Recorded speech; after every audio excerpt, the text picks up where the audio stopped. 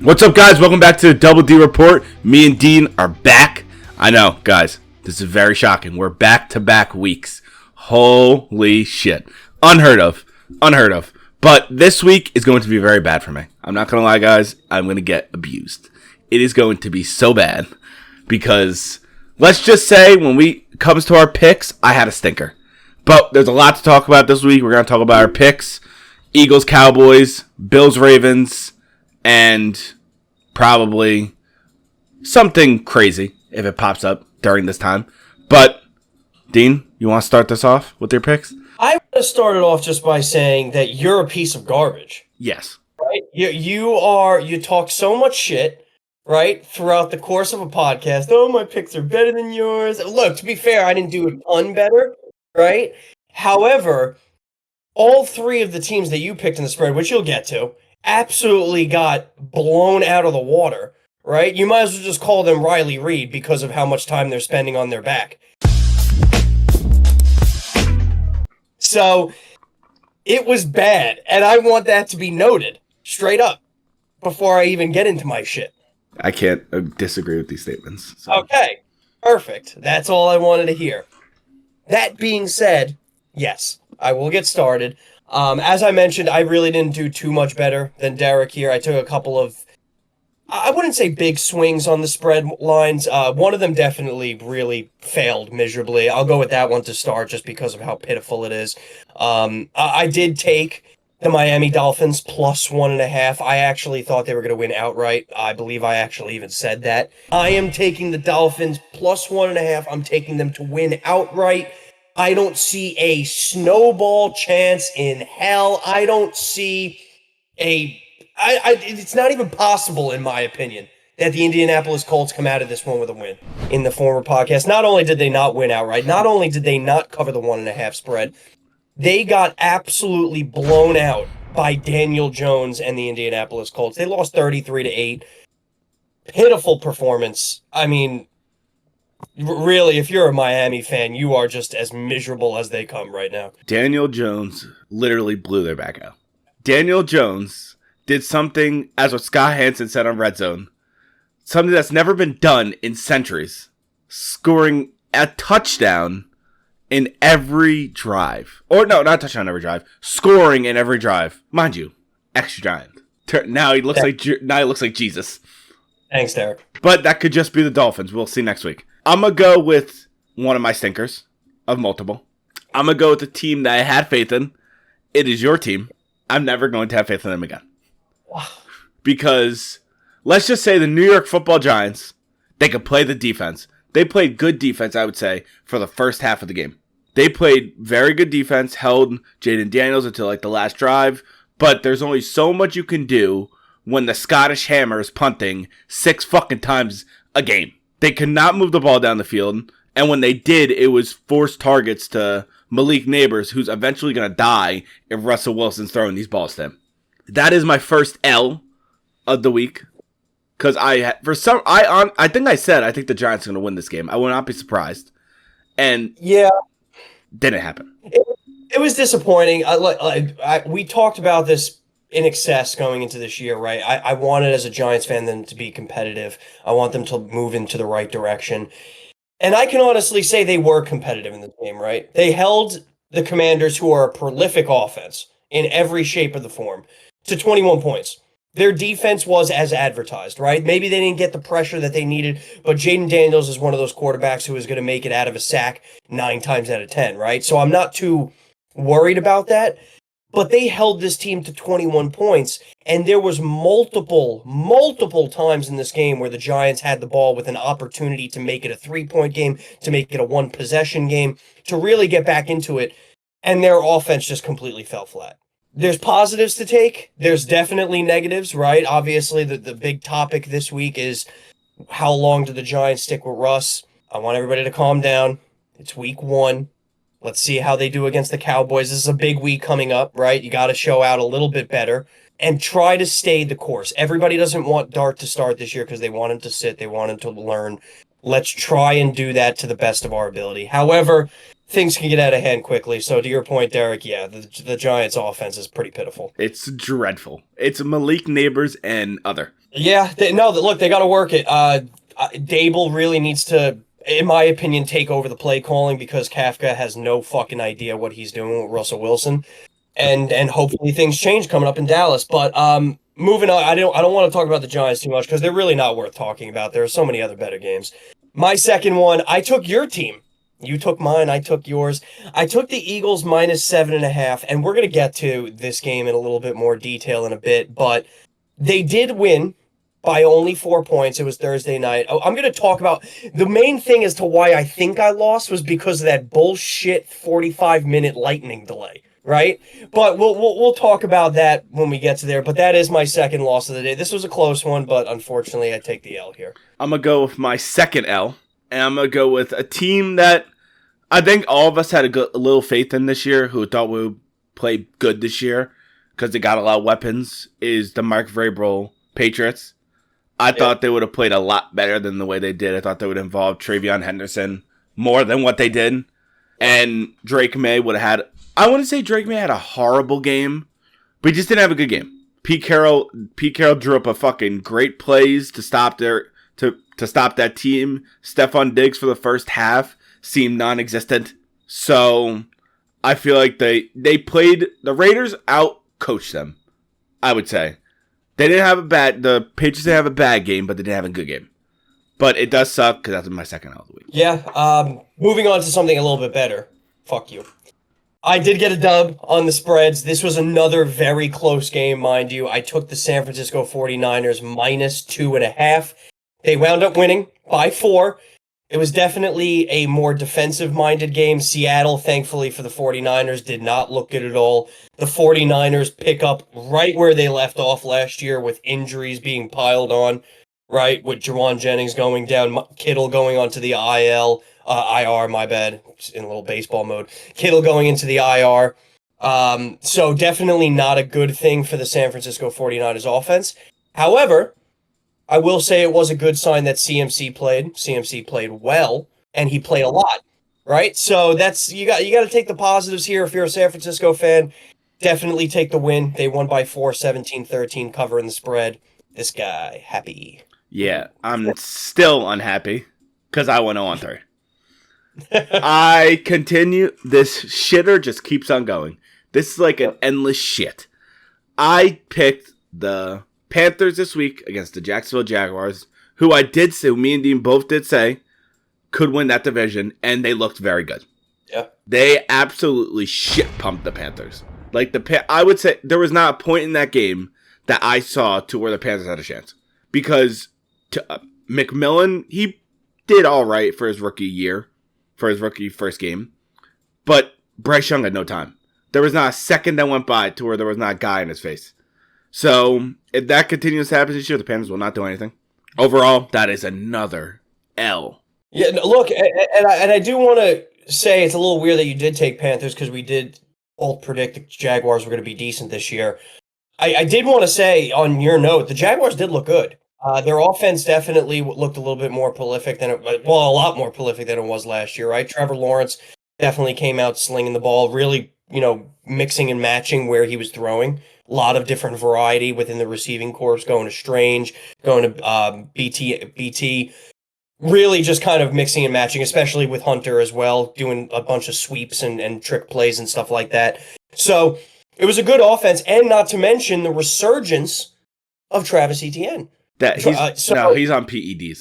That's not real. No. I mean, you could say it's not real, whatever you want, right? But they did just trade Tank Bigsby to the Eagles, so they're fully in on the ETN train now, right? So it's going to be interesting to see how he continues to do this year, because last year was god awful, right? He lost his job, I think, by like week 4. Not to mention injuries, not to mention Trevor Lawrence going down, not to mention just a horrific team in general. So it was bad.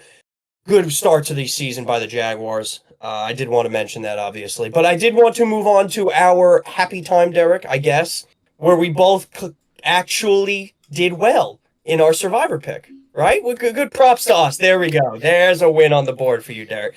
I know who you took. You can talk about that in a second. I took the Cardinals. I thought they're going to have a much better year. And I did say that I think New Orleans is just really in a struggling mode right now. They're in no way, shape, and form in a win now mode. They're really in a more of a rebuild mode, especially with Spencer Rattler at quarterback, right? They're just kind of seeing what they have in them. Cardinals didn't look great by any means. They did win 20-13, which I thought was a little too close. Kyler Murray didn't exactly, light it up, nor did really anybody on that offense. You did have Marv get a touchdown, but they definitely need to look better in the coming weeks. But nonetheless, right? Lock of the week is just money line. Dubsky. I'm going to go with, my lock of the week this week. It was my first win, my only win. And honestly, it was a win that scared me. Is the Denver Donkeys, the Denver fucking Broncos. They did not play good at all. They went against the Tennessee Titans, a rookie Cam Ward, who, this is a hot take, I think Cam Ward's going to be a bust. But hey, what do I know? Overall, Bo Nix produced an absolute fucking shitter. 2 picks, 1 touchdown, 1 fumble. He did not play good at all. Sophomore season, I'll give it to him, his sophomore slump. You have one of those games. It's fine. I don't give a fuck. But the fact of the matter is you went against one of the who's projected to be the worst team this year. And you only won by 8. That is... You got it. No, I'm not done. Because if any of the Titans wide receiver actually showed up to the field and Cam Ward wasn't throwing to fucking toddlers, they would have won that game. Because Cam Ward... There was many times where is it Ridley? Yeah. Mr. Ridley, Calvin Fucker, the betting degenerate, drops balls in his hands, and you see Cam's Ward dad want to throw himself down a flight of stairs. It is so bad. But anyway, I got to win. I'm happy. It's fine. But I swear to God, if the Broncos would have lost, I would have been in the mile high, and I would have been fucking pissed. Yeah, look, a win's a win, like you said, right? Especially when it comes to these money line games. And to your point, right? Sure, Bo Nix had a stinker. Thank God it was against the Tennessee Titans. Jesus Christ. If it wasn't against the Tennessee Titans, if it was against any other team, they'd lose that game. Probably. Oh, my God. Well, at least I ended on a win. Happiness. Hopefully, next week, it will be better for me. But we're going to segue out of this to where I get moderate happiness. Not full happiness, moderate happiness. We're going to rewind time to Thursday Night Football. To where the Eagles took on the Dallas Cowboys on Thursday Night Football, the first game of the year, and the Eagles won. Obviously, I'm an Eagles fan. I'm very biased. I'm not going to lie. I'm going to try not to be biased. But, Dean, I want you to go first to talk about this game. Yeah, this one looked like an absolute barn burner, right, in the first half. Both teams pretty much scored on every single possession. They were slinging it down. Dak was absolutely slinging the ball over the field. Jalen Hurts and Saquon were running rampant. It was a very exciting and good first game. And then the lightning delay hit, right? And that pretty much changed everything because after the lightning delay hit, not a single point was scored in the rest of the game. There was only a field goal in the entirety of the second half of this game. So it turned from, wow, this is going to be an awesome shootout, a divisional shootout with both teams heated from literally the opening kickoff to, wow, I could literally be watching anything else. This is like watching golf. It was painful and boring to watch on the second half where I'm going to be completely honest. Towards the fourth quarter, I turned on the U.S. Open women's semifinal, which everybody knows I'm a big tennis fan, but still, that was way more exciting than the second half of the Eagles game. But kind of moving, I know you asked for my opinion on this. I thought the Eagles looked good. I mean, that goes without saying, right? Their defense was definitely missing a couple of key pieces, especially after the opening kickoff, which I know you want to talk about, and we will get to. But Eagles looked good. Jalen Hurts, accurate, throwing when he needs to, running the ball when he needs to, Saquon picking up right where he left off. Really nothing was needed from Devonta or A.J. Brown during this game, and I think that is just a testament to how good this Eagles team is because they can win without them even being involved.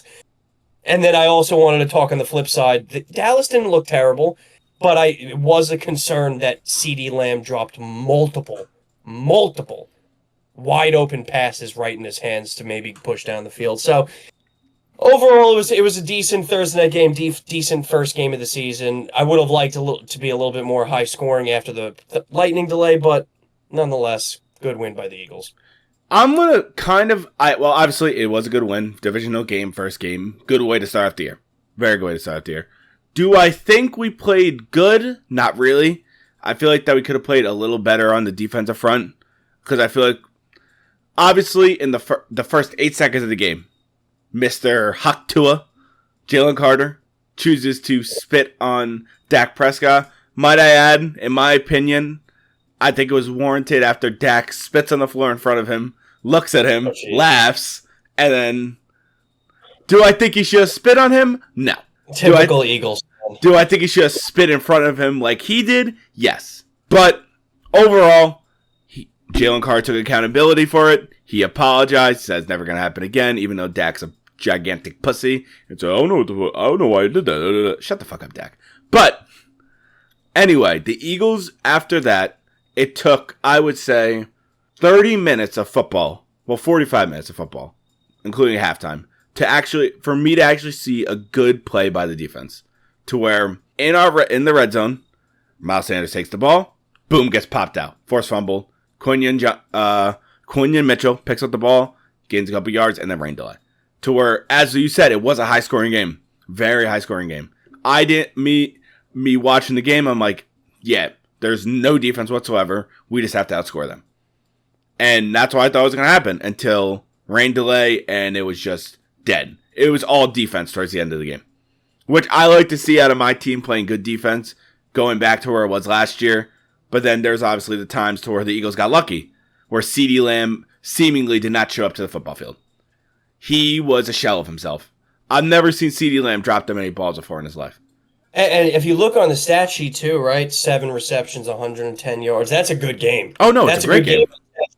But then you watch the game, and the eye test happens. There was 3 or 4 multiple occasions, 2 on the same drive, right? One on 4th down long where Dak kind of laid it right in the breadbasket, where it just goes right through his hands, where he needs to catch that ball. This is a Dallas team who's paid you so much money, who is quite literally relying their entire offense on you. You got to make those plays. You got to be one of the best wide receivers in the league, and he just wasn't this game. And he took accountability, which is fair, right? You have to in those situations, and you got to be better next week if your Dallas Cowboys are going to have any shot at winning games moving forward. There's one thing I will say. Dak had a good game. He played very well. For everyone giving him shit going into this year, he had a good game. He played as good as he possibly could. But obviously, the issues lied with CeeDee Lamb not being able to catch the ball. Do I think that the Cowboys will do good? They had a good game. Do I think they're going to be good this year? No. Not even off the fact of me hating on them. It's just, first week, some teams show that they're phenomenal, and then they just follow through with an absolute shitter. Because what I saw from the Cowboys is a very beatable team. Extremely. And I think it's going to actually be an interesting game. I don't want to bring them up too much, but it is going to be an interesting game this coming week, Giants-Cowboys, to see, because the Cowboys are teetering in between mediocrity and just plain bad, right? If they lose to the Giants this upcoming week, they're just plain bad. Oh, they're god-awful. Not bad. God-awful. Just chalk it up. The season's over. Look towards next year, maybe to build some good things, right? If they beat the Giants, then you start having these conversations like, oh, can the Dallas Cowboys maybe make it to a wild card game or something like that, right? Where you're not in the cellar because the Giants are that lever right there, right? They will be the deciding factor because everybody expects the Giants to be bad. So, yes, Dallas had a better game than I expected, but on the flip side, I think the Eagles had a worse game than I expected, and yet the Eagles still come out on top. With somehow A.J. Brown getting 1 reception and Devontae pretty much not doing anything, but Dallas Goedert had a good game. He was Dallas Goedert safety blanket for Jalen Hurts. And might I add, Jalen Hurts had a great game. 2 rushing touchdowns. Calm down. 19 for 23, 2 rushing touchdowns, no turnovers. How's that a bad game? Whoa! I did not say bad. No. I You're just saying it's not great. I just disagreed with great. Then what is it? Good? It's a very good, serviceable game. And that's all I'm not going to get into this argument. This is what we talked about. This is all he needs to do. He doesn't have to be Superman on this team. This is just another proving point to that, right? He's perfect at what he does. He didn't need to throw the ball too much. He didn't need to really take a lot of chances during this game because of how prolific the Eagles' run game is. Right? Jalen Hurts, as you mentioned, 62 yards on the ground. Fantastic. I think he ran a little bit too much for my liking, right? You don't want to completely just let your quarterback out there to dry or rely too much on his feet. But that's fine. Saquon, another 60 yards, right? Even Will Shipley and A.J. Dillon got in on the fun and broke it off for a couple of nice runs. So their team is designed perfectly for him. And he is designed perfectly for that team.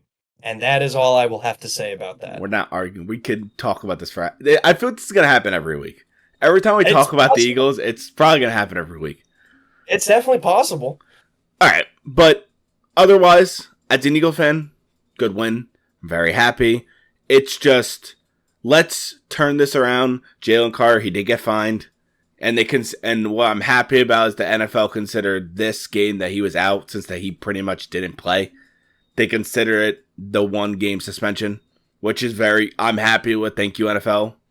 But Jalen Carter's back. The front of the defensive back. Jordan Davis is not going to have to play all the fucking plays. They could switch what they're used to be doing, and we'll see how they do this week. But please, God, do better than last week. Dean, would you like to segue into this next part? Yeah, I would like to segue into this next game. I think, excuse me, I think we're on the same page in which one we want to talk about. You tell me. I wanted to talk about a little bit of Detroit Green Bay. Yeah, we were talking about.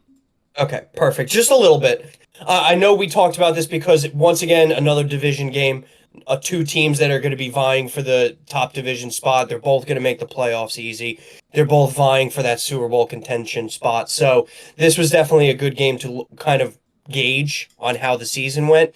And my God, Derek, did the Green Bay Packers beat the shit out of them. BTA, belt to ass. Like, their defense was as legit as it could be. Jared Goff had no time in the pocket. The rush, right? And you got to give Green Bay props because we talked about it. They went after Parsons. They got him. Parsons, immediate factor, right, for this team. Immediately, which was great to see for Green Bay fans. Their defensive line was absolutely outstanding. And they covered where they needed to cover, right? They knew Amon-Ra would be a problem. Completely shut him down for the majority of this game. Laporta really didn't do anything. Jameson Williams didn't do anything. Gibbs had zero to run. Nowhere to run whatsoever in any sense of the word. This was just an absolute defensive masterclass by the Green Bay Packers. And it put the league on notice, honestly. I hate doing this. I agree, 100%. I'm kind of not scared of that defense because what I saw with the pass rush of Micah Parsons and Rashad Gary was absolutely fucking insane. And mind you, Micah Parsons even said in the post-game interview, he was on a snap count because he didn't have the full playbook. He was only there for, 72 hours maybe of the playbook? Less than a week. So he's not running on the full playbook, and they were going against a divisional game. Jared Goff had no time. They couldn't run the ball.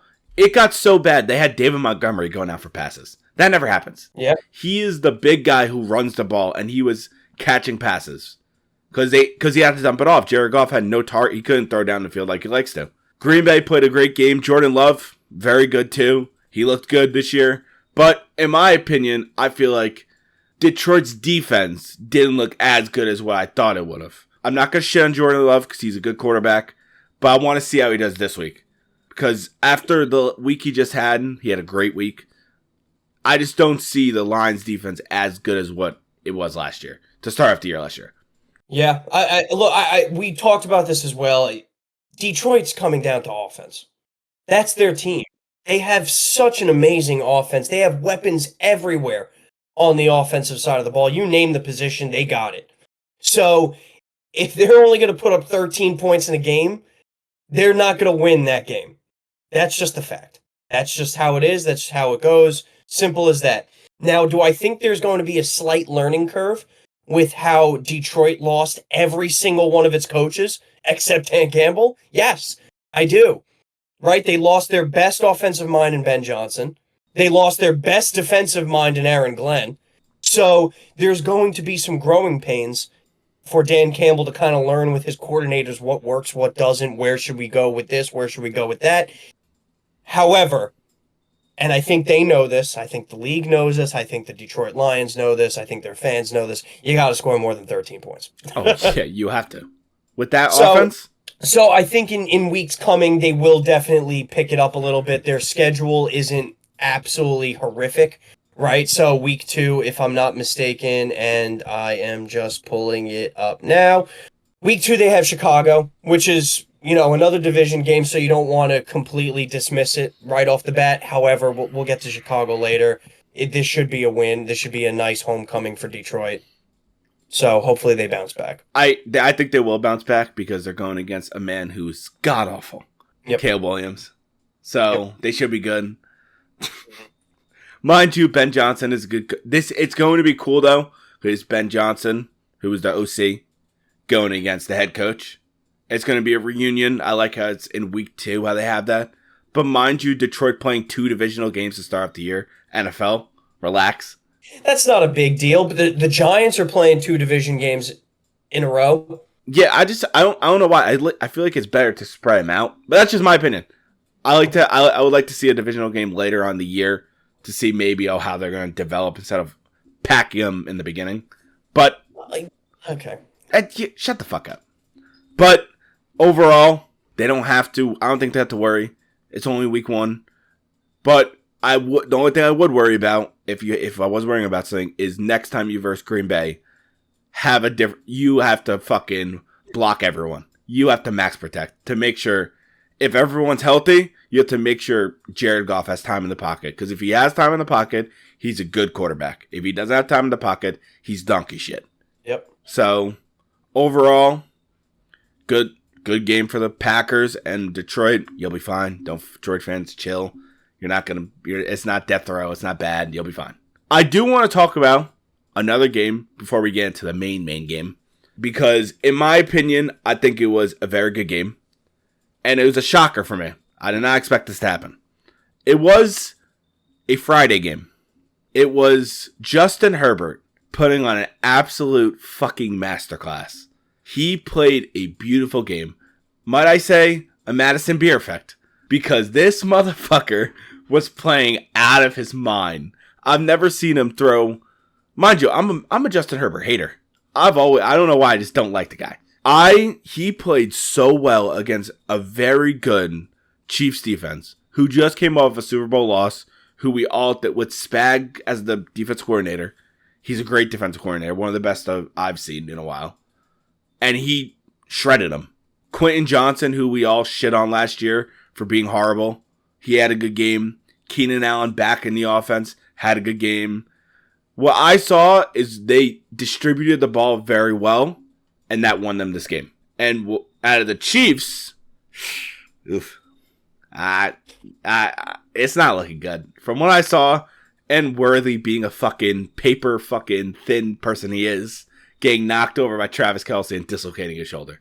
Like, come on. Hit the weight room. Drink some fucking milk. God damn. This game was interesting to your point, right? Herbert looked fantastic. We've been waiting for this. We knew he has the goods. We know he's got the arm. It was just a matter of putting it all together, and it looks like look, and I don't want to overreact because it is week 1. But with Harbaugh, you can see the blueprint is there, right? He has some of the pieces. He's got really good receivers now. Bringing back Keenan Allen was such a fantastic move to get that veteran presence back in there. He got team high 10 targets, which you just know Herbert loves him, and he knows the offense, and he knows the scheme. He knows the timings with Herbert, all that. So that really helped Herbert. I mean, to your point, they really spread the ball around nicely. They have an unbelievable trio of receivers now in Quentin, Ladd, and Keenan, who really kind of dominated the entire Kansas City defense on that. Their running game wasn't great. Their running game was pretty, lackadaisical, but it got what it needed to do done. Amari and Hampton, he'll continue to get better, but he didn't really have that great of a game. Herbert running where he needed to, picking his spots. But the big thing on Chargers was Herbert, right? He was phenomenal. Absolutely phenomenal. Over 300 yards, 3 touchdowns, really dominated in the fourth quarter where they needed it, where they absolutely needed it. It was just a complete effort throughout the game on the offensive side of the ball. And then to the other side, I can guarantee you this now. I'm going to say it's not even a bold take. Tyreek Hill will be a Kansas City Chief by week 4. I don't hate it. I think they have to, at this point, trade for a wide receiver, especially with Worthy going down, right? Their offense, they really didn't know what to do out there. And it's not even like Mahomes had a bad game, right? He didn't throw any picks. It's not like he was making a ton of mistakes out there. It's just he doesn't have a ton of playmakers. When Hollywood Brown is getting 16 targets, Derek, you know you need somebody else to come in there and supplement with your team. And I get it, right? You're going to get some reinforcements in a few weeks when Rice comes back from a suspension. Worthy's not too badly injured. He'll be back. That's fine. But Travis Kelce, he's definitely coming towards the end. It's just a fact, right? Juju Smith-Schuster being the second in targets on the team, that's a problem. That's just a straight up problem. You cannot have that. It cannot be done. So they need to go out there and do something for Patrick Mahomes. I'm not making an excuse for him. He's still one of the best quarterbacks of our time, right? He should be able to go out there and make game-changing plays. Brady did it. But I do think they need to go get help out there because what they have right now is not going to cut it. And not to mention the fact they did not run the ball at all this game, which I thought was very weird coaching-wise. Out of their running backs, it was only a total of 10 carries. Which is very horrible. Very uncharacteristic. That's putting way too much pressure on Mahomes where he has, he shouldn't be throwing the ball 40 times a game. No. That's not something that should be done. Pacheco should be taking more of a lead rollback, what he did in years past. So I'm thinking they're going to change the play calling a little bit next week, and we'll get back up to where the Kansas City Chiefs should be. But this was definitely a statement win for the Chargers. I loved it. I thought Herbert looked great. I thought the Chargers looked great. The Harbaugh effect is in full swing right now. Oh, 100%. I'm looking forward to what Harbaugh is going to be doing for that young team this year. And might I add, even with the offense playing good, the defense played solid. They played very well let's just say they were fired up. From what I saw, they were fired up on every play they made. Almost picked off Mahomes twice. One off of Marquise Hollywood-Brown, then one off a lucky throw. That was overthrown a little bit. But they still had a good game.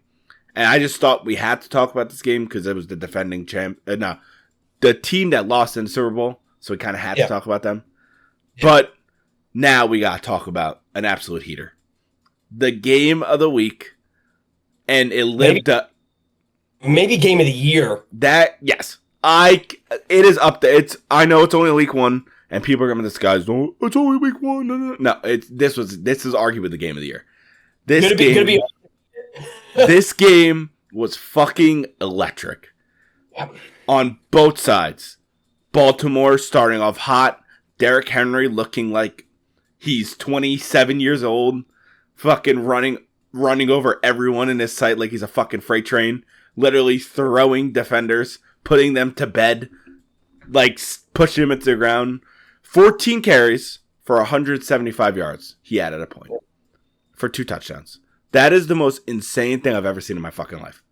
And Lamar, he had a solid game for the first 3 quarters. Josh Allen, they started off slow, very slow.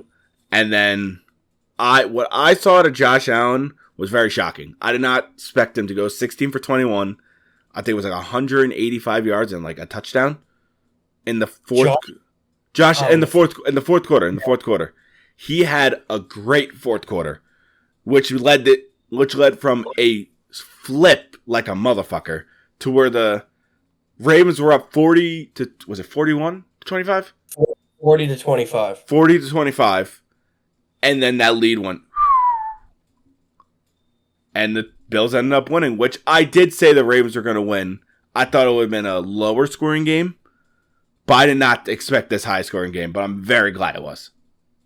This was electric to watch, right? Just when you thought Buffalo was done and out of it, right, going into the fourth quarter, down what they were halfway through the fourth quarter, down 40 to 25, down 15 points. You thought this was over, if I'm being honest. Josh Allen is the man, right? He showed exactly why he is the reigning MVP. He just an absolute stud of a performance.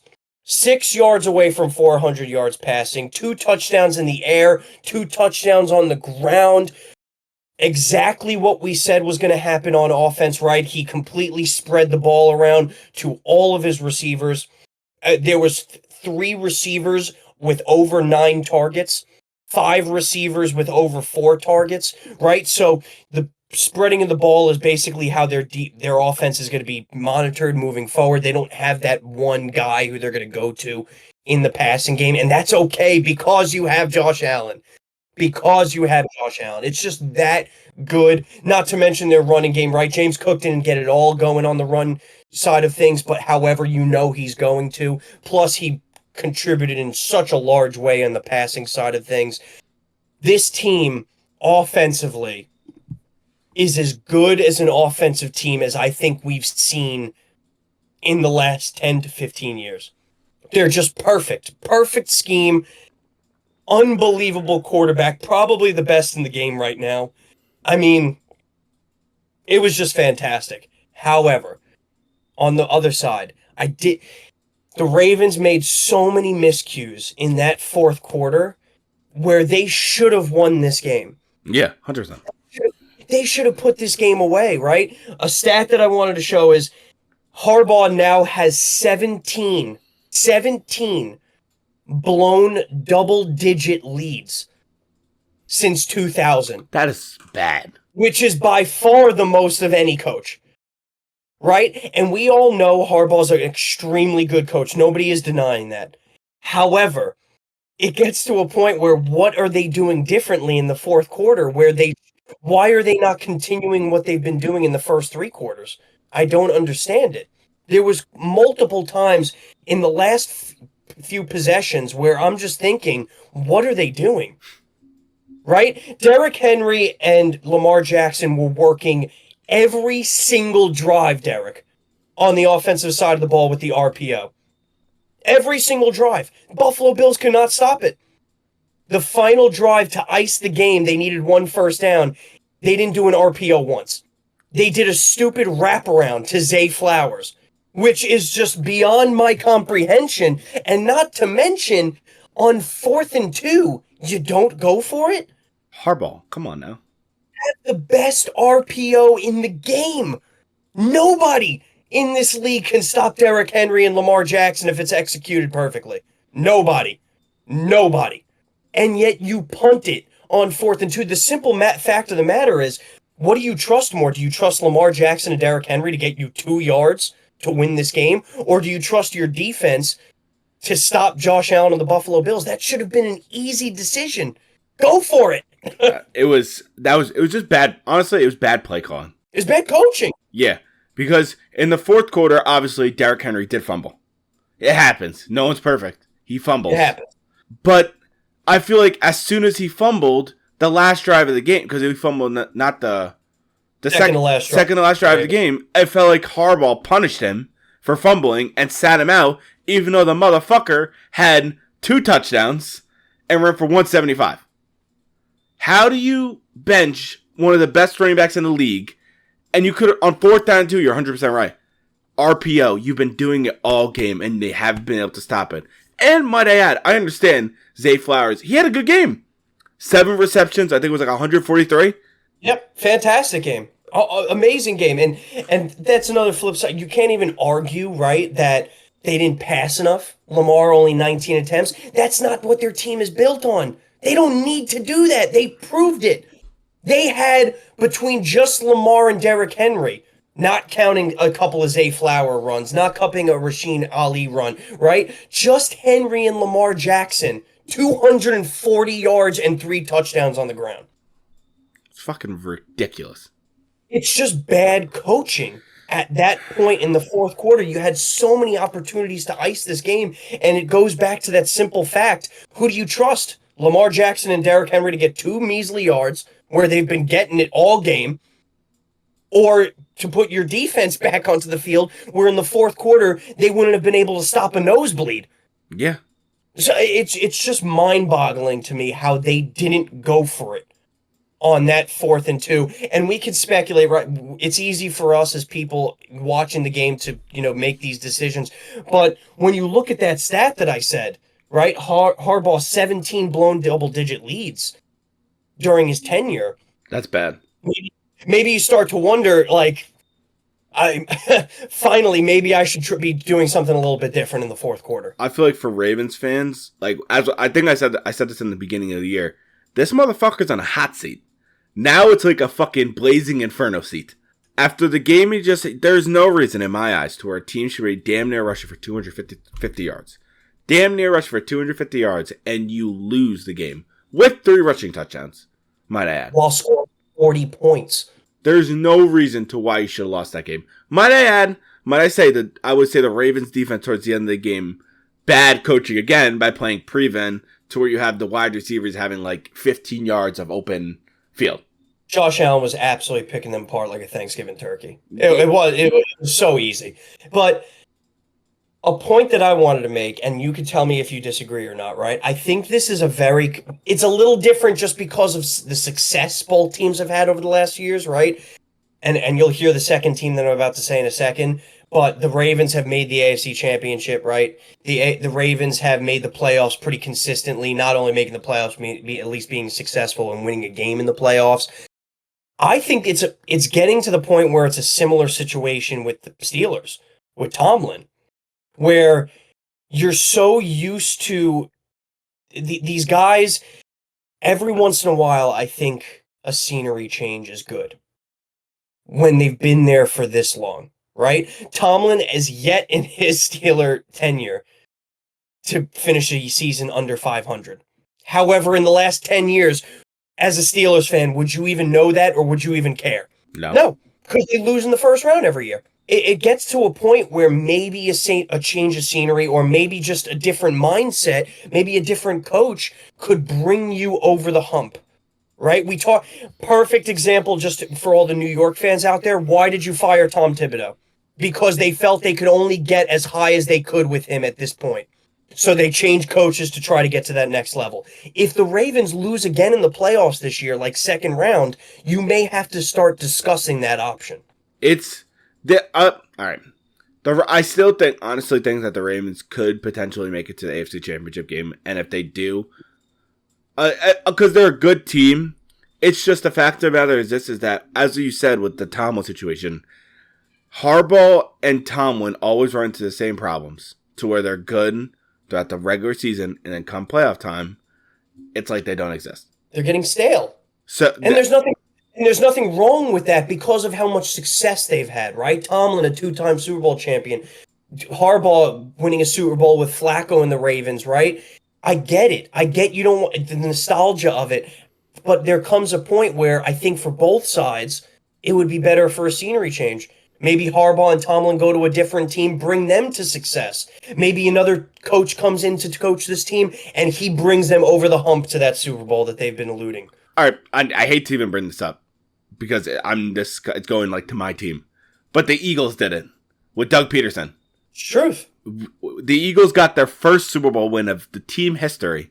2 years later, Doug Peterson gets fired because how Howie Roseman and Jeffrey Lurie saw it, is that they want to change the scenery. They couldn't think Doug could done what he did in 2017. Fired him. Now you have Nick Sirianni. Yeah. Sometimes a change is needed to get over the hump, right? And I don't want to scare Ravens fans here because your team is still maybe the best in the NFL. If not the best, probably the second best, right? But I would argue Buffalo and Ravens are 1-2 Yeah. interchangeable, right? They're just that good. So you don't have to worry. You're going to win the division. You're still going to win 13, 14 games. That's just a fact of the matter. So you don't have to go crazy. It's not the end of the world one game. The one thing that you should be worried about is where this game can have a potential impact on you is come playoff time. Because if Buffalo finally gets their home field advantage that they've been looking for the last 5 years, could be a problem for you. It would be very bad to take a home field advantage. That's the only thing where this game could have long-term effects. It's not going to affect you in the regular season whatsoever. You're still an elite team. You still have an elite MVP on your team, elite coach. It really doesn't matter on that regard. It's going to matter come playoff time if there's a tie and the tiebreaker is this game. Yeah. But overall, you and me could both agree, phenomenal game. Great Sunday night game. NFL, perfect. First game of the year. First game of the year having that good of a game. Can't write it any better. But overall, teams played good on both sides. Miscues on the Ravens side, being up 40 to 25 and losing. But it's week one. You move on. It's fine. That being said, Derek, we do have a mailbag this week. We just got a letter. We just got a letter. We just got a letter. Wonder who it's from. Wait. Where it is? Yep. Okay. Yes, we do have a mailbag, ladies and gentlemen. I know it's been a couple of weeks. We've definitely been looking at the comments, and we finally got one. This one, Derek, obviously how it goes in the past.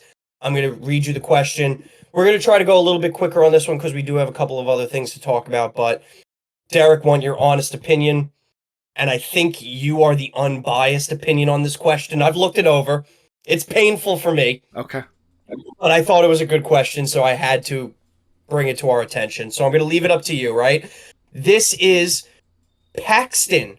Paxton from Wheeling, West Virginia. Welcome to the podcast, Paxton. I appreciate you reaching out. This is a very good question, especially after week one. Yes, everybody loves those overreactions, and this is a perfect example of it, Paxton.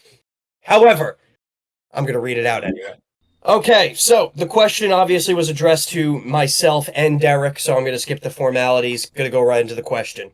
How bad does Indiana Jones's performance in week one, he's referring to Daniel Jones, yes, Indiana Jones, for anybody who didn't get the connection, how bad does Indiana Jones's performance in week one make Brian Daboll look bad as a head coach, considering Brian Daboll is supposed to be an offensive-minded guy?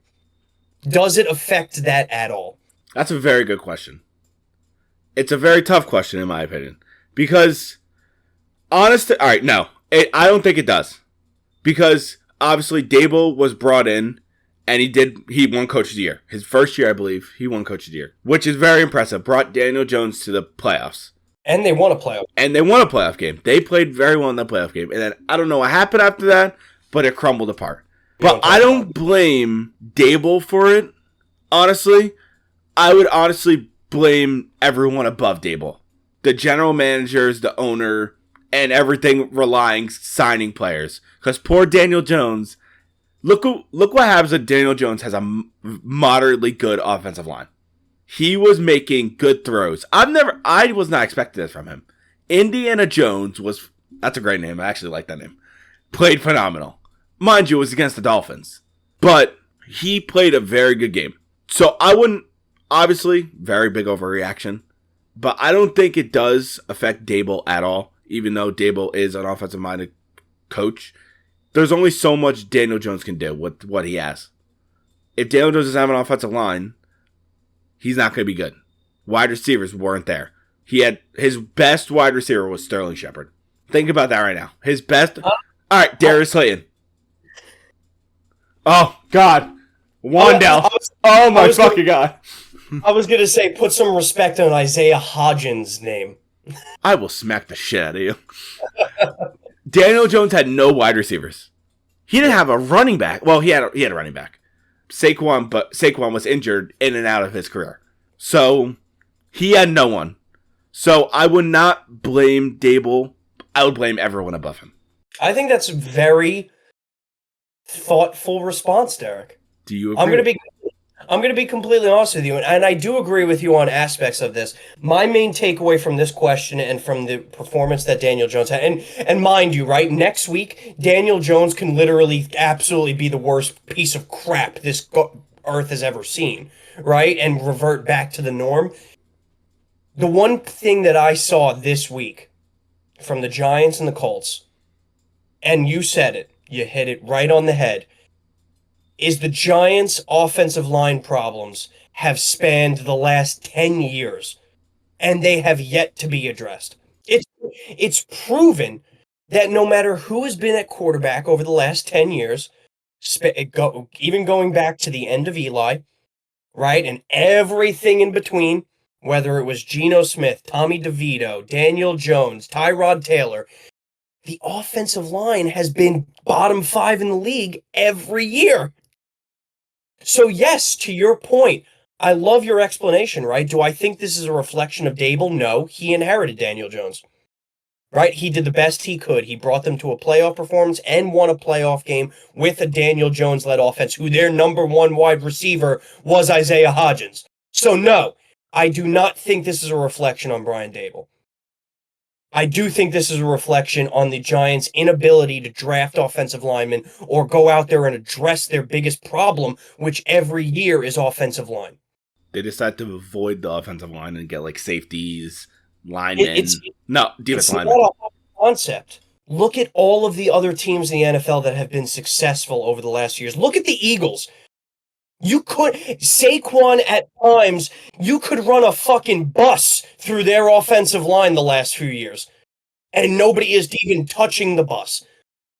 It's astonishing when you look at the Cowboys. Yeah, they haven't won a playoff game, but they've been elevated above where they've been because their offensive line is great every year. It's not a hard concept to follow, and the Giants are yet to exactly figure out what the fuck they're doing on that front. It's like the general managers are playing like one of those impossible like toys to where like, you have to like figure out a puzzle to fucking do it, and they just never they put it down.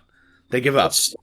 It's painful to watch, and I want to stress, I do wish Daniel Jones the best. I explained this earlier. I thought it was the best decision for his career to go to Indianapolis because he had a chance to get the starting job, and he got it. Good for him, right? He outperformed Anthony Richardson, who everybody was saying was the definite starter coming into this year. So I give him props. I just don't think it's a reflection on Dable and his coaching ability. It showed this week with Russell Wilson, right? You could have certain talent. You could have neighbors. You could draft a running back in Scatabo. You can draft other receivers. It doesn't matter. If there's no time to throw, if there's no room to run, none of it matters. So, no. I think me and Derek are on the same page. Short answer, no, we do not think this is a reflection on Dable. Great question, though. I had to think about it, but the overall concept is the overall fact of the matter is this, is that Dable only could do so much, and so was Daniel Jones. One thing I will say about this question, because it just put it in my head, is this might be the resurgence, the rise back of Michael Pittman Jr. Who knows? That's all I'm going to say on this. Colts fans, congratulations. Maybe you have him for a good temporary time if he produces the same next week. This is all temporary. Well, we'll see. Love the overreactions in week 1. Love the question, Paxton. Appreciate it. You stay nice and warm out there in West Virginia. Everybody, comment. YouTube, TikTok, Instagram, whatever type of modes you want to get to us. We're happy to look at your questions. We're happy to take them. But once again, thank you, Paxton. Appreciate the question. Good job, Pac. I'm glad we have a new one. I'm surprised Nikki from the Bronx isn't here. I think Nikki from the Bronx is teetering on life support right now with the Mets. I'm not surprised we haven't heard from him in a few weeks. We need a checkup on him. We need a checkup. We may have to reach out to him proactively to see how he's doing and make sure he's not hanging from the Gothels Bridge. Oh my God. But moving on, I know me and Derek, before we get to our spreads for week 2, which is a weekly thing we do on this podcast, just kind of fuck around and see which one of us is the better of it. Derek, do you have any particular games or areas in week 1 where you want to talk about in particular? It could be anything, miscellaneous. It doesn't have to be a game. It could be a player. It could be an offense. It could be a scheme. It could be a play itself. Whatever you want to talk about, I'm open ears to it. Okay.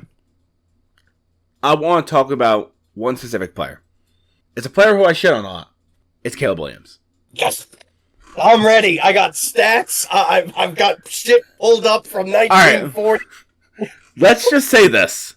You were up 19-6. No, 17. I said 19. I don't know why. 17-6 going into the fourth quarter. J.J. McCarthy is having a rough first game. Coming off a torn ACL and having a rough game.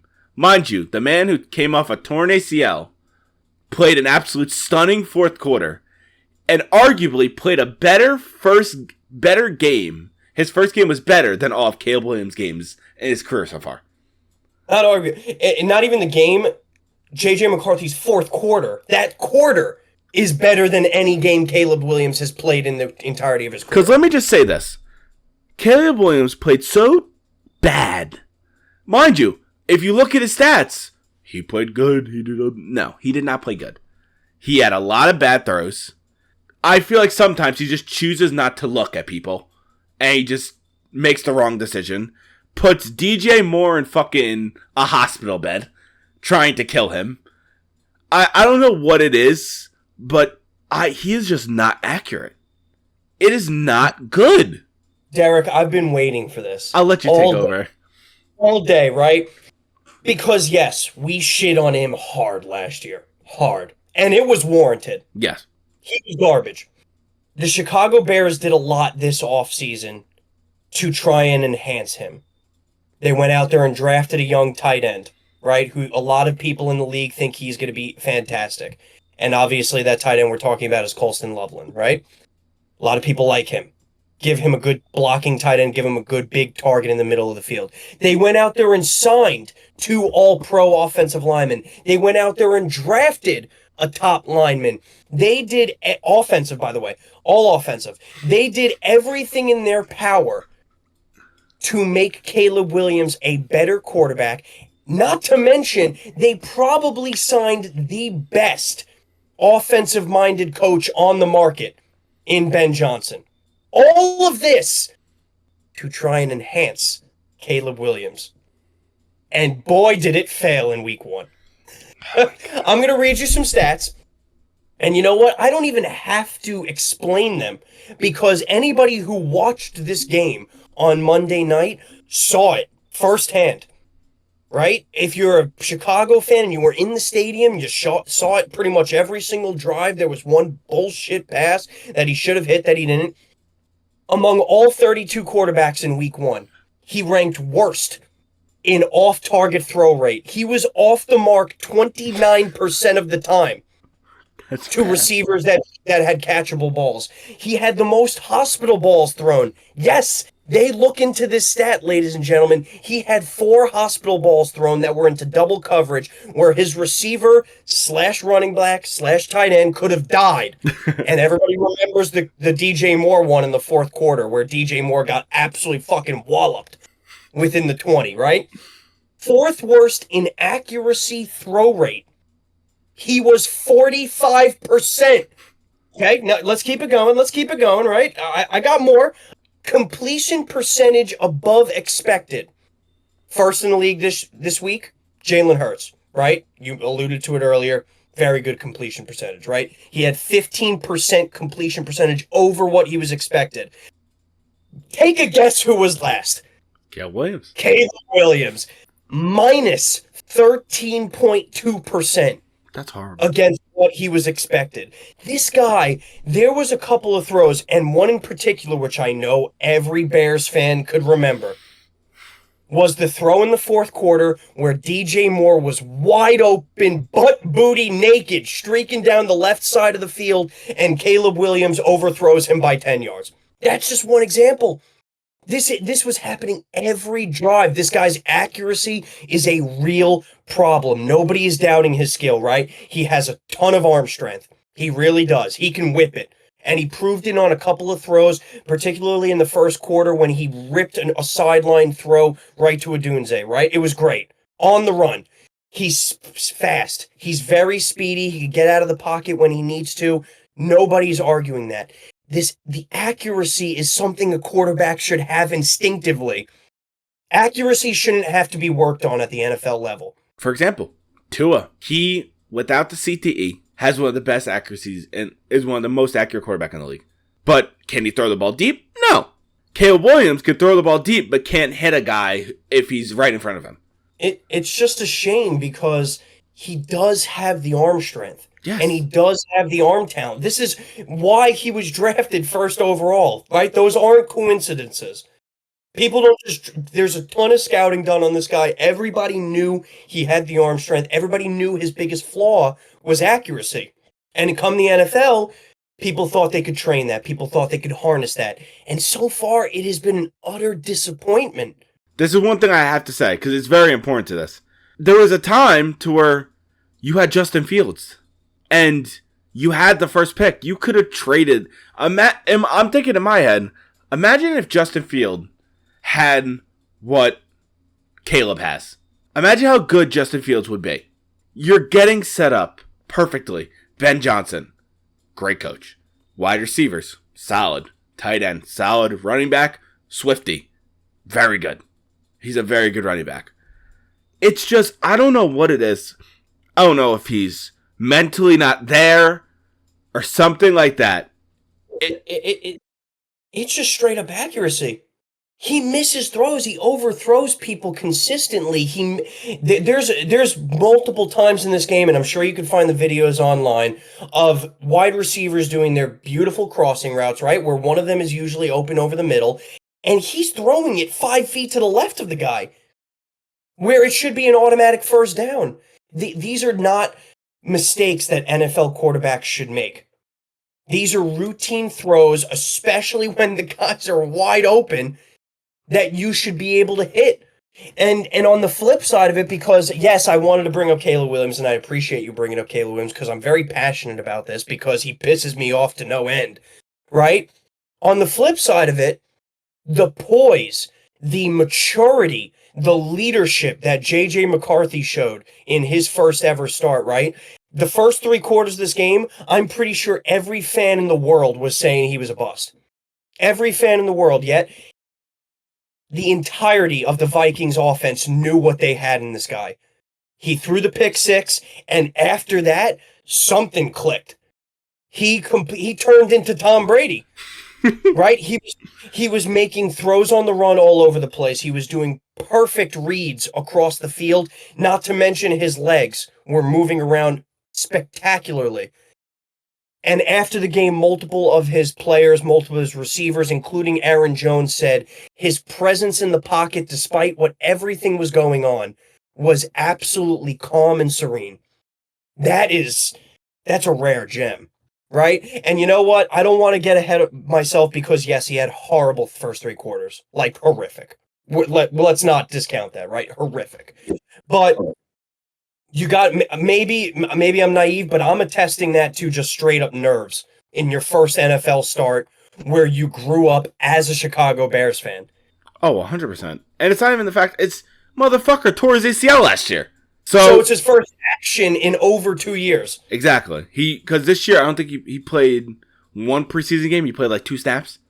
Because they don't want him to get hurt again.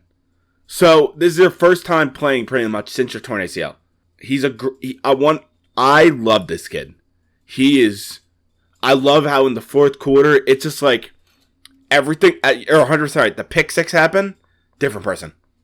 He went to his offensive line, he spoke to all of them, he's like, that's my bad, took blame for it, next drive, drove down the field, scored. And I think it was even more telling, right after his rushing touchdown in the fourth, to pretty much ice the game. Every single one of his offensive linemen came over, and that is the most hyped I've seen a team in a week 1 win, right, with a rookie quarterback in a long time. And he's going to get better. right? He's still learning. He's going to have growing pains. We may be talking about a horrible start next week. Who knows, right? It's all part of the process. I think the one criticism I have for him is he's got to remember he has Justin Jefferson on his team. Yeah. And that's fine, right? A lot of nerves. You're throwing the ball all over the place. You're doing a lot of checkdowns to your running backs, to your tight ends. I get it, right? You're the mental clock may be a little bit quicker in the beginning, but kid, remember, you have maybe the best receiver in the NFL. Don't be afraid to use him, and he did in the fourth quarter, and it worked out to perfection. Yeah, and this is one thing, like comparing the two. JJ has for his first year, he's going to have Jordan Addison in 3 weeks. He has Adam Thielen, and he has Justin Jefferson and TJ Hockenson and Aaron Jones with a solid offensive line. His weapons are great. They built this team for him to succeed. And that's what they did with the Bears. They're doing the same exact thing, but for some reason, Caleb Williams is the most inaccurate motherfucker I've ever seen in my life. It's a shame. Can he turn it around? Yes. I don't doubt it, right? Because of his arm strength. I gotta see it. I've seen maybe one good game from him. And it was in a year where you had what did they have last year? 4 wins? Yeah, but the one good game I'm talking about, though, is on Thanksgiving. He had a good game. He had a good game until the last drive. I don't know if we blame it on Eberflus or if we blame it on him. That's a toss-up. Even as me as a Caleb hater, it's Eberflus. It's just, you need, in this sophomore year, you had a bad start. You had a bad start to your first game. Next week, I believe it's a Sunday game, like a normal 1 o'clock game. Relax. Go into this week completely different. Week 1, Monday night, under the lights, you had a bad game, it's fine. Move on. Don't let your mental take over and have a better week. Mind you, I hate the guy. I don't know why, I just don't like him. I don't think he's a good quarterback. It's just, I wish all these young quarterbacks succeed. Yep. So, best of luck, Caleb. Do I think he's going to succeed? No. But that's time for a different day. But, Dean, after this Caleb bashing, which I feel like I'm sweating after that. I put a lot of passion into that one. I know you did. And if you just wanted to bash him, just let me know. I would have went like this. But we have to go to what I absolutely did horrible on. Our picks. Dean's doing a little dance. He's very excited for his picks. He thinks he's going to go 4-0. When he's going to go. I think we're going to steadily improve as the year goes on, right? Week 1's always a little bit rough. Much more rough for you. However, a little bit rough. So we're going to get back into it. Derek, would you like to start us off? No. Would you like me to start? No. Fuck you. Okay. All right. Fine. I see how it is. I'll understand. I will start it off, right? So a lot of interesting games this week. We do, as we mentioned, still have quite a few division games. Some weird spreads, some big spreads, believe it or not. I'm going to go my first game. I think the LA Rams, while they did win last week, it wasn't a very convincing win. They really relied heavily on their defensive side of the front. I think they're going to have much better backup this week in terms on the offensive side of the ball. I'm going to take Rams over the Titans -5.5. That's not a bad one. I swear to God, the Titans. Let me not think about that for you. I'm going to think positive for you. I'm going to move on to a team that now they could go fuck themselves. I had faith in them, but fuck Tua Tagovailoa, Tua Tagovailoa. I'm going to go back. I'm going to spin it back to the Patriots. I'm actually going to do what you did last year with the Patriots. Having faith in them with them being the worst team in the league. I'm going to go, because I need to double check the spread. I see the spread as 1.5. Somehow the Dolphins are favored in this game, which I don't know how the fuck that's possible. But I'm going to go with the Patriots +1.5.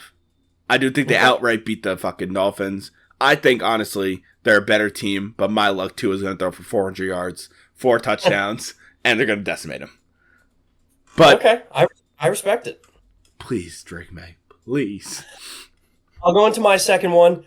Definitely not even close to a division matchup, this one. It is the Steelers' home opener. They're facing the Seattle Seahawks. The Steelers are only favored by 3. Not sure why. I say this a lot, and it always backfires on me, right? That I feel like one's a lock, and the complete opposite happens. I don't think the Seattle Seahawks are that good. I don't like Sam Darnold. I never have. I just think the Steelers are a much better team, both offensively and defensively. I'm going to take Steelers -3. I think they win this game pretty handedly. I agree. Low key, I saw a lot good out of Aaron Rodgers. For his first game, 4 touchdowns. Like, can't argue with that. Played very well. And not argue it. So, that's a good one. I'm going to go to a team who came off a loss, very tough loss, who are a very good team, and I think they're going to decimate this team. I think the Ravens are going to absolutely obliterate the Cleveland Browns, and I think the spread is 11.5. I think you could put this down 20.5. I think they beat them by like 21 or like 24. I don't see it being a close game at all. Write it down, Derek. Please, I swear to God, Ravens, if you lose the Cleveland Browns with Joe Flacco. No, they won't lose. All right, so I've been looking through a lot of these. There's a lot of tough games now. I've been flipping back and forth between a couple. I'm trying to go a team that's plus odds, although I really don't like any of them, as crazy as that sounds. There's a few that I think are decent here. There's a few that are just giving me a tough time. I'm going to go with my gut. I'm going to go the Broncos in a nice bounce-back game. I thought they definitely played lackadaisical last week. I thought Bo Nix probably had one of the worst games of his career, yet they still won. They are going up against Indiana Jones and the Indianapolis Colts. The Broncos are favored by 2.5. I'm going to take that 2.5. Oh, you're going with the favorites. Shocking. I am going with the favorites. I don't usually like that. There's just not enough. I don't know. It's weird for me. I'm not a huge fan of a lot of the games this week. It's pretty tough for me. Honestly, one thing I will say, these games are quite good in my eyes. I think they're good games. But there's some good ones. This game I'm going to go with purely because I'm pissed off because of the amount of dick suck that this person gets. The Kansas City Chiefs, they're favored to beat the Eagles, which they're not. They're not favored anymore. The line has changed. Line has changed back. If you double check, the line it's -1.5. I see Eagles -1.5. I see Chiefs -1.5. Conflicting reports here. Interesting. Because what are you on? I see it on ESPN Bet. I see it on DraftKings. Shit. All right, so what are we going to give me? What are we going to give me? Because I'm taking the Eagles no matter what this week. Oh, if you're taking the Eagles no matter what, then you're going to have to take Eagles -1.5. All right. I'm not giving you plus points. Okay.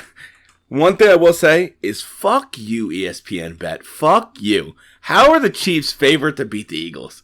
And it only being 1.5, I understand we only beat the Cowboys by 4, but the fucking Chiefs lost by fucking 9.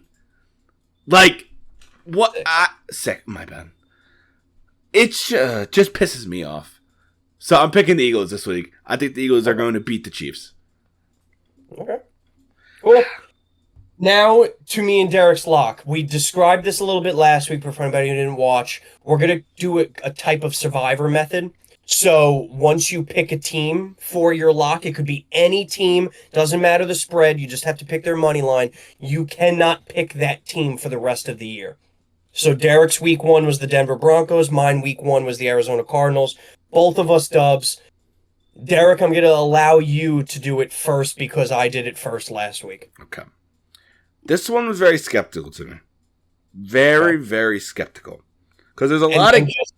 And by the way, just as a quick thing, I'm writing mine down, so anybody who says maybe we picked the same one, you could die.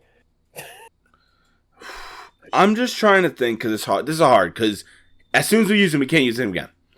Yep. The team that I'm going to pick is... I'm very scared to pick him, but I'm going to do it anyway.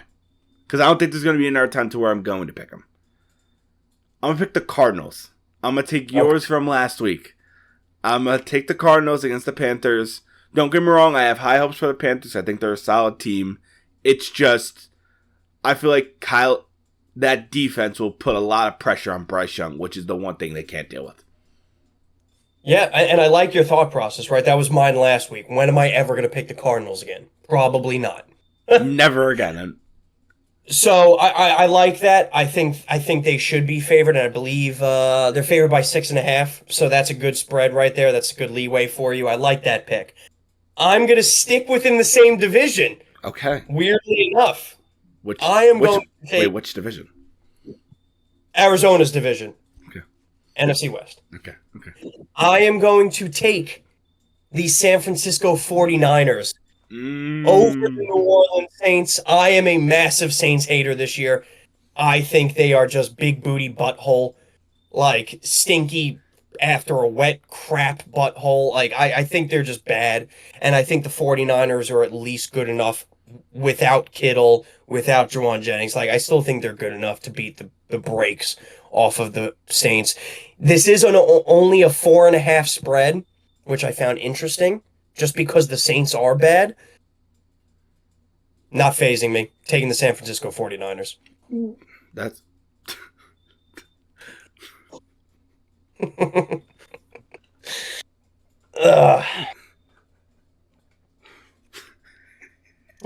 Come on, stupid bitch.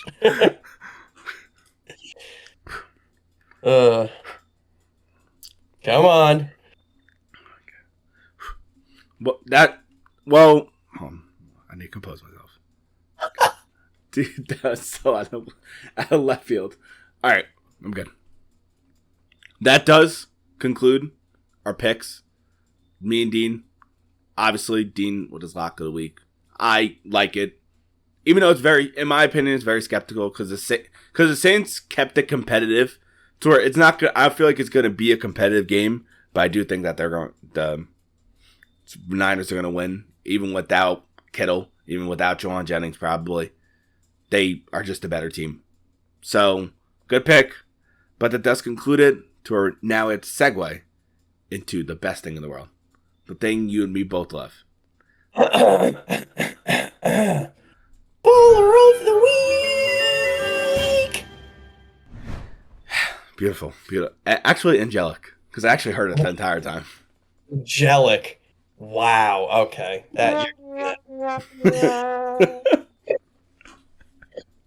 All right, Dean. For Ball of the Week this week, who would you like to start? Me or you? You can start it off. Because honest to God, I feel like that you already know which one yours is. I do. I already know who mine is. And I know what it is. I'm sure you do. But I'm going to go. It was tough for me because I had two in my head.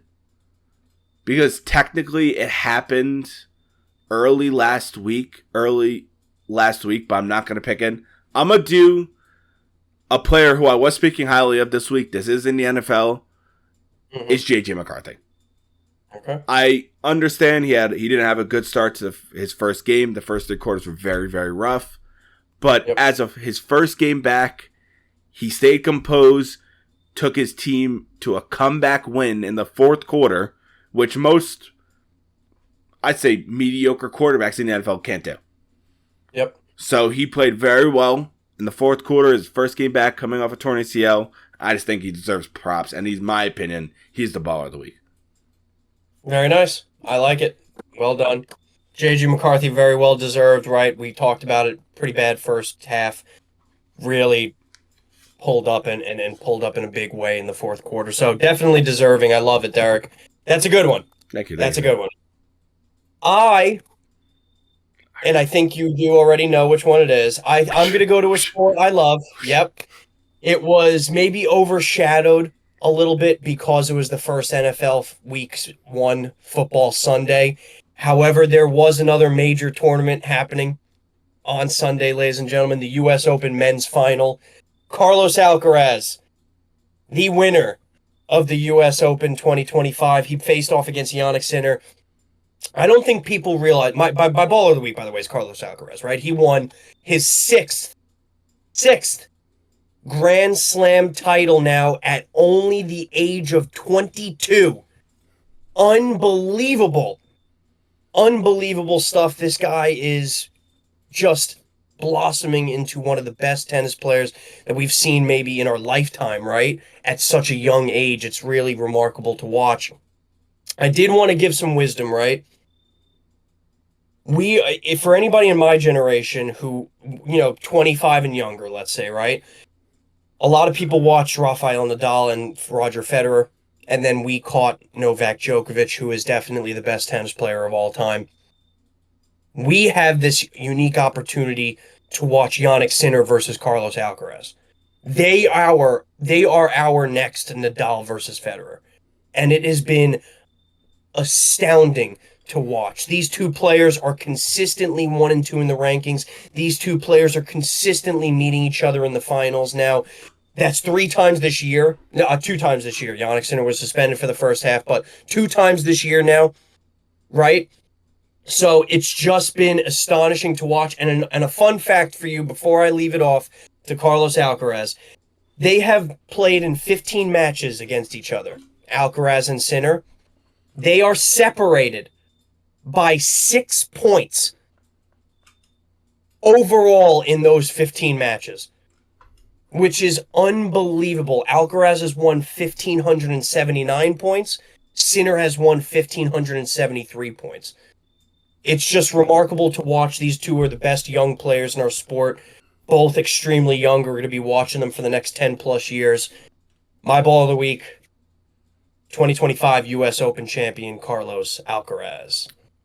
I actually really like it because I actually watch tennis. I actually watched this. I watched this final. I watched this final, and I was actually very interested in it. Yep. Alcaraz, I just find it so astonishing to me, real quick, is how Jannik Sinner is 24 years old and Carlos Alcaraz is 22 years old, and they're killing it. They're 1 and 2. That's just amazing to see. It's good for the sport. I see a lot of people comparing them. I'm not a full tennis watcher, to Nadal and Federer going against each other, which I do see it because I did my research. I looked, I've seen, but overall, great ball of the week. Alcaraz deserved it. He played very well the entire tournament. Yep. And even Skinner, he played good too. Yep. Yeah, actually, Sinner. My bad. I said Skinner.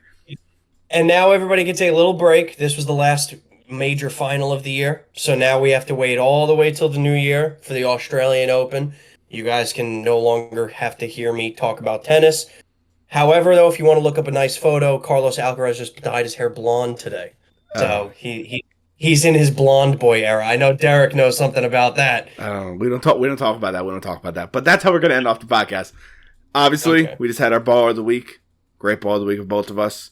Next week, it's going to be electric. More good games in the NFL. I know last week we said we were going to talk about the NCAA, MLB, but this upcoming week, after the first full week of football, honestly, I wasn't expecting football this week to be this good. Normally, week 1 sucks, but it was very good this week. So next week, bring in MLB to close out the year. Bring in NCAA, because we have to talk about NCAA. There's a lot of good teams that are going on. And then, obviously, more in the NFL. But, Dean, any closing statements you have to say? Caleb, Fuck maybe put some more finger on your nails to try and weigh down the ball a little bit. Maybe, hopefully, your accuracy will improve. That's my only recommendation to you, brother. Jesus fucking Christ. All right, well, you don't want to be mocked. Actually, play good. Fair enough. Fair enough. But anyway, obviously, like, subscribe, follow on TikTok, posting as many TikTok videos as possible to get more engagement with the fans. I'm gonna be posting more reels, YouTube reels too, because it brings more engagement with you guys, and you guys like to see it, especially when we posted Daniel Jones and Anthony Richardson. So a lot of people like that. But we'll be posting. Like, follow, subscribe, leave a comment, and enjoy week 2. Peace.